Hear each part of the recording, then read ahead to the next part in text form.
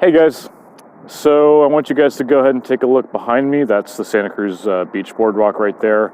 You have your beach right there. And just a couple weeks ago we had the formation of a second tent city. Now if you guys are familiar with this channel, you saw my video where I went to the tent city behind the Ross department store on River Street. Had a glass bottle thrown at me. You guys can check that video out. I'll go ahead and actually include that in the description down below. It's worth watching. It was a very interesting moment. But the reason why we don't see tents here on the beach is because the Santa Cruz Police Department, in cooperation with the city of Santa Cruz, has begun to enforce a curfew. So people are no longer allowed to sleep on the beaches. And there was even a couple members of our city government, Drew Glover and Chris Krohn, that were against the curfew. They, in their boards, they have compassion for the homeless. And this effort to basically dissolve the curfew has led to a recallment effort. Now, I'm not registered to vote here in the city of Santa Cruz. I feel that I should, just to be able to sign this petition, but there is a petition going around that is making an effort to recall both Mayor Drew Glover, or rather Council Member Drew Glover and Council Member Chris Krohn. These people are actually being targeted by Democrats, which is actually really, I guess, confusing to those who are kind of stuck in the two-party dichotomy mindset. The mayor of Santa Cruz is a Democrat, Martina Watkins. And yeah, I mean, for somebody who has been, following politics for a good long while, I mean, this is interesting. You have a lot of infighting within the Democratic Party here in Santa Cruz, California. There apparently are some Democrats there that still, they see the value of social programs such as food stamps and social programs, affordable housing, what have you.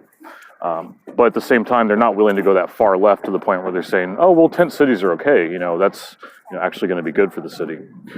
This is something that is very smart on their part. They are resisting that far left notion to just basically give free shit to everybody, pardon my French, and to basically, prioritize the homeless above those who are, actually working and, maybe need a little help from the government in order to get a fresh start.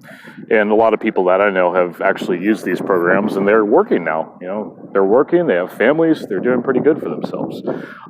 They are not on the streets, smearing their feces on the ground, leaving dirty needles on the beach. And that's a good thing. It's a good thing that these programs are working. This is the reason why I support said programs. I don't support an abolishment of curfew because that will just lead to the encouragement of homeless people to camp out all over the city. Like I said, you can check out the video down below in the description of me going down to the first tent city where they were camping out there. There was probably at least 500 people down there. Apparently there was gang members mixed in there, MS-13 members. Very scary stuff. And I'm very lucky that I didn't get severely hurt going down there. I'm very lucky I didn't get hit by the bottle.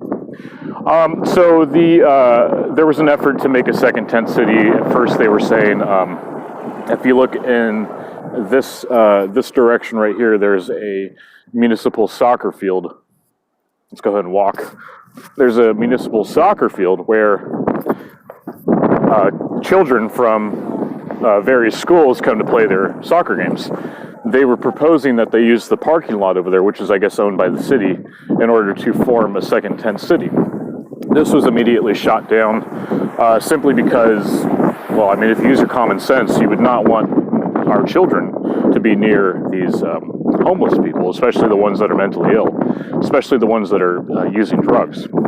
So that idea was shot down right away, and then they began to form over there on the beach. And like I said, there are no tents there, thanks to the enforcement of the curfew. I have no idea where they're going to end up next. It's never going to be a problem that we can totally solve, but I would say the number one goal, or the number one thing we should do, is stop enabling the homeless from continuing their lifestyle.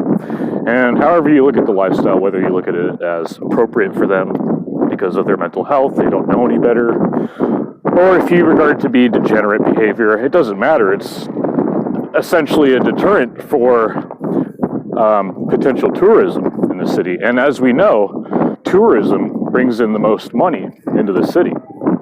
So I do support this effort to recall Drew Glover and Chris Krohn. And like I said, it's very odd to see Democrats fighting with each other. We kind of, I guess, always assume that they're always going to be on each other's side. But I would guess that these Democrats, the ones that are pushing the recall effort, are more conservative Democrats. They understand that people here maybe vote a little bit more conservatively, maybe don't want government to get out of control in terms of spending. And I respect that. I really do. I think it's nice that, and it really is a breath of fresh air to have Democrats not be so prone to jump to the far left, to the AOC regions of the party. So that's a good thing. Anyways, guys, that's all I got for you. Thank you so much for watching. God bless. And I'll see you later.